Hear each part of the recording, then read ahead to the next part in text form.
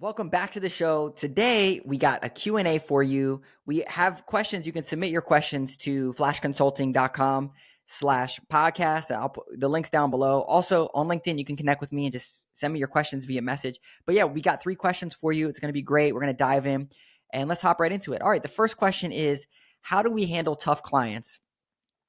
Tough clients is a very tricky thing when it comes to business because you have your crazies and the crazy people, they're going to be tough no matter what.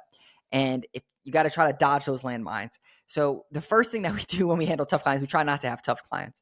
So we have an onboarding call, an intake call, like a marketing audit or something. And then what that allows us to do is to see, like, is this someone that we actually want to work with? And when we have this conversation, you have to be able to say no. And this is extremely hard, especially when you're just starting a business or even as you're going, because you can see like, wow, they might spend this much money with me and I'm saying no to that. What ends up happening is when you take these people on, they suck all your time, they suck all your energy. You don't look forward to working with them. And even worse, if you have team members, it sucks their time and their emotions. They don't like coming to work because they have to deal with these crazy people. So you have to have someone who's a very, very strong gatekeeper that says, this person does not fit our culture, nor do we want to work with them. So we have to say no to them. And so that's kind of the first thing, is you got to dodge tough clients to begin with. All right, let's get into like when you actually have a client and how do they turn tough or turn to be a difficult client. So the first thing that we highly recommend, this is what we do in our businesses, every single month we have a meeting where we go over their marketing numbers. And in that meeting, we always ask for 2 things. In the beginning, we ask 2 things. We ask first, do you have any feedback for us about anything? We ask that every single month. Any feedback? How can we support you better? Is there anything that we can do different or better to help get the results that we want? This gives them the opportunity to voice their concern. If they don't tell you, then they know that they've had an opportunity to tell us. So really, there shouldn't be any random curveballs that are coming at us. The second thing, we usually do this for the first like 3 to 4 months. We ask them this question: is there anything that you thought that we would be doing that we're not doing? And a lot of times this will uncover, well, I thought you were going to do this, or we haven't talked about this yet. And it allows us to get in front of the issues or the things that are in the back of their mind that they're like, oh yeah, didn't we say that we're going to do this? This just allows you to get everything on the table so that in 6 months or however long your engagement is, then they don't come back to you and say, hey, well, you never did this or you never did that. And I thought you were going to do this. It allows you to get out in front of it. So in the meeting, if we say, is there something that we thought you were going to do that we were going to do that we're not doing? And they say, yeah, this. Then on the next meeting, we make that the forefront. And throughout the month, we're making sure that we're hitting that because we want to make sure that we're meeting their expectation. So that's the first thing. Give people an opportunity to voice their concern. Second, this is a really important one that we talk about on our team, is usually we deal with business owners. So usually when they're coming at you aggressively, I would say, or not in the most polite or nice way. A lot of times business owners have a million things getting thrown at them. They have monkeys on their back that have been left with them. And they just see something that you've done, or they got an email from you and they just don't like it. And so all that pent up aggression or anger gets channeled right towards you and you're at the brunt of it. And the problem with this obviously is that you don't deserve that. And 9 times out of 10, you really didn't do anything. It's just you did this and it triggered them. So we hurt people. If they're feeling hurt, they're going to try to hurt you. So try to see that, like, okay, what's going on here? There must be something deeper.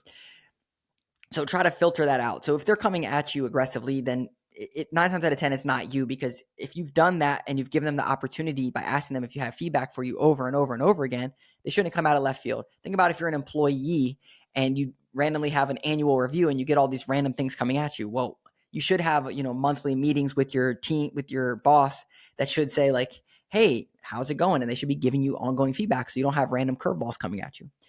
The last part to this is the chaos framework. And this helped give a lot of clarity to our team. And that is that business owners, the reason that they're in business and that they're so effective is because they operate very well under chaos. And I'm the same way. When the pressure is on, that's when I execute at my best. So I like having crunches. I like having deadlines. I like having timelines. I like feeling the pinch because it allows me to perform at my best and it puts pressure on me. And I've always been like that. My wife used to tell me that when I met her, back in high school. She used to say, whenever the pressure is on, like, don't put pressure on Phil because he's going to make the shot. He's going to do this. And that's just the way that I operate. The flip side to that, and this is the really big issue when it comes to these tough clients, is because we operate under extreme pressure and high pressure situations, naturally when things are just smooth sailing, everything is just kosher, everything's good, we tend to create chaos in our business. I didn't come up with this.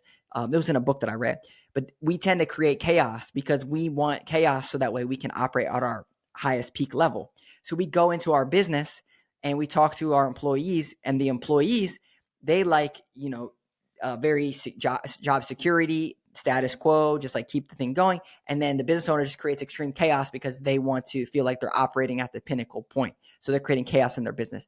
So again, we talk about this with our team. When it comes to the chaos framework, if there's chaos going on, it might not be because of what we've done as a business or what we've done with our client. It's just that maybe our client likes chaos and they create chaos in their business, and naturally it flows out to their partners or their vendors that they work with. So when it comes to tough clients, that's kind of how we handle it.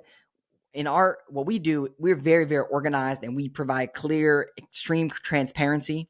And so when we have these conversations with people, we're sending them mid-week, mid-month reports and end of the month reports. We're sending them monthly meetings.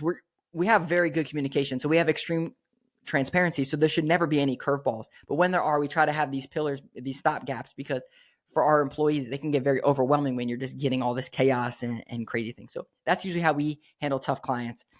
The second question that we have on here is negotiating price. This is a big one. Even if you're just starting out or if you've had an ongoing business, like how do you negotiate price and how does this work? So my philosophy on this is I only sell one thing, and that's a marketing team. And we only have one price, and that is whatever our price is at the moment. But typically we charge like between like $3,000 to $4,000. I think we're at like $3,750 a month.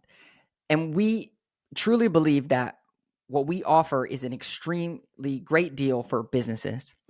And Alex Hormozy has a saying about this. It's the Ferrari pricing comparison. If I were to tell you like, hey, I have this Ferrari and I'm selling it for $500, and you weren't able to pay $500 or you didn't see the value in a Ferrari for $500, well, then you must not know the value that is in this Ferrari. And so like as our business, if someone were to give us price objections or price pushback, then we must not have articulated the value that we're bringing to the table. There's one big caveat to this, and we look at this in our business all the time. It has to be the right fit for the business. I'll give you a perfect example. Let's say the Ferrari example. Let's say someone is 16 years old and they just got their learner's permit or their driver's license, and they, are barely just got a part-time job. Well, for them to purchase a Ferrari is not realistic because they don't have any money and they just got their license. They probably can't even drive. So it doesn't make sense for Ferrari to target those people as the right fit, right? A Ferrari would probably target someone that had a lot of money, that liked driving experiences, all that kind of stuff. So you have to have the right person in front of you to say that this is the right fit for them. So like with us, we typically work with companies that are $1 million plus in revenue. The reason being is that we know if they're $1 million plus in revenue, they typically spend 3 to 10% of their revenue on their marketing budget. So if they're at $1 million in revenue, they spend about 3 to 10%, so $30,000 to $100,000 on marketing. So if we charge $3,750 a month, we fit in there very nicely at around $40,000, $45,000, and they still have room on top of that for any ad budgets and that kind of stuff. So it's pretty comfortable because we have clients, $5 million, $6 million, $10 million, $20 million. So for us, it's a great opportunity for them. Not only that, we know that if they were to pay, let's say, $45,000 for the year, we know without a shadow of a doubt that if they're going to hire someone full-time to try to do all the stuff that we do, they're going to need someone that knows how to do website development, which we have a developer on our team. They're going to need to know how to actually do all the stuff that we do: SEO, email marketing, social media marketing, conversions. Not only that, we have all the technology stack. We have the automation funnels. We have Google Analytics dialed in. We also have all the other tech stack, whether they use Service Titan, any other CRMs. We have the knowledge into all their stuff. So for us, we have immense value that we're already layering on top that they get an extreme discounted rate if they were to hire a bunch of different people to do this stuff. So for us, it makes a lot of sense. You're getting all this stuff at a fraction of the cost of what you would pay. Plus, we're going to help show you real results by meeting every single month. So negotiating price with businesses, how do we do this? Let's say that we have a right fit client. So we talked about having the right fit client. We meet with them. We go through our spiel, our marketing audit, and we get to the point of price, and they say, wow, that's expensive. Well, then typically what I say is I probably didn't do a good enough job articulating the value. I didn't sell the Ferrari because people don't say, wow, Ferrari's expensive. They say, well, it's a Ferrari, so of course it's going to be expensive. It's not about price, right? And there is a part of being about price, but if you don't articulate the value of what you're actually going to be generating for them, then they're going to naturally give you pushback on the price. The other part of this is in my business, which is marketing, consulting, and digital marketing. There's a lot of people out there that will just charge you a couple $100 and do random things for you. Those businesses, it's a volume game. They're just looking for, they need 40, 50, 100 businesses to even make any money. For us, it's not a volume game. We're looking for the right fit company, and we have extreme customer service. Like we're literally, you're texting your consultant, you're calling them, you're meeting with them. It's very hands-on. And so if you're looking for that level of service to help you grow your business, we're the right fit for you. If you're not, then go find someone else that you're not going to get great service. You're not going to know what's going on. They're not really going to know your numbers or your data. That's fine. It's just not the right fit. So you have to kind of make sure that it's the right fit, articulate the value. And then the last part to this is you have to have confidence in your pricing.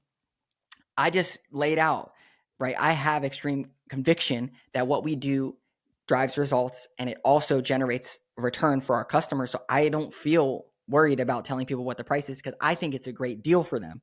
And so when I say, hey, it's this price, I'm literally thinking like, man, they're going to be like, wow, this is amazing.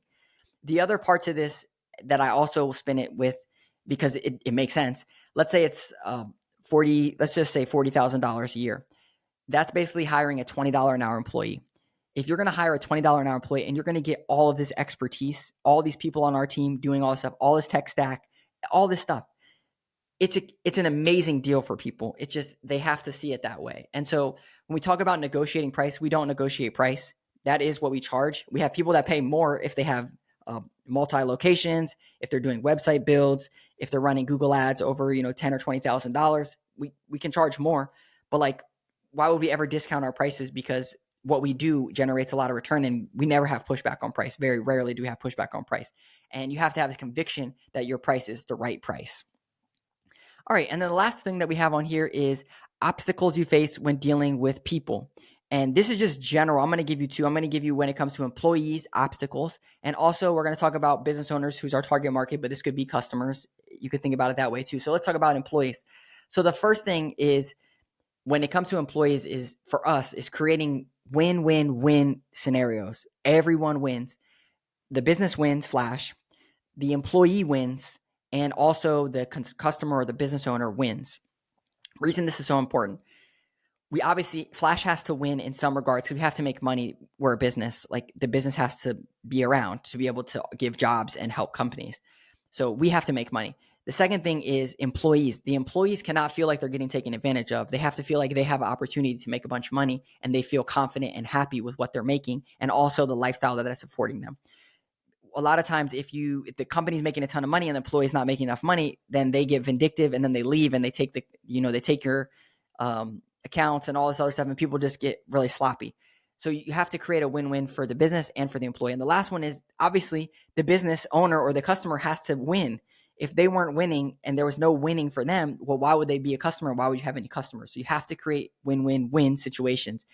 And so this is something that we do, as we talked about with transparency with our customers, is extreme transparency with our employees. Everyone on our team, they have a structure of performance pay. And every single week we go through, hey, this is what it is. And this is how you're performing. And this is how much money you're going to make. So it's very clear what the win is for them. The second thing is with employees is it can be a little uncomfortable for some people to give feedback. And the way that I think of this is I'm not like a boss or something. I think of myself as a coach. And the coach is two parts. The first, the people on my team, I want them to win. So everyone is performance-based. And I know that if I can help coach you, then you're going to win and you're going to make all this money and you're going to live this lifestyle. And so I just need to coach you to be the best that you can be. So the feedback I'm giving you is not because I don't like you. It's because I like you and I want you to be successful.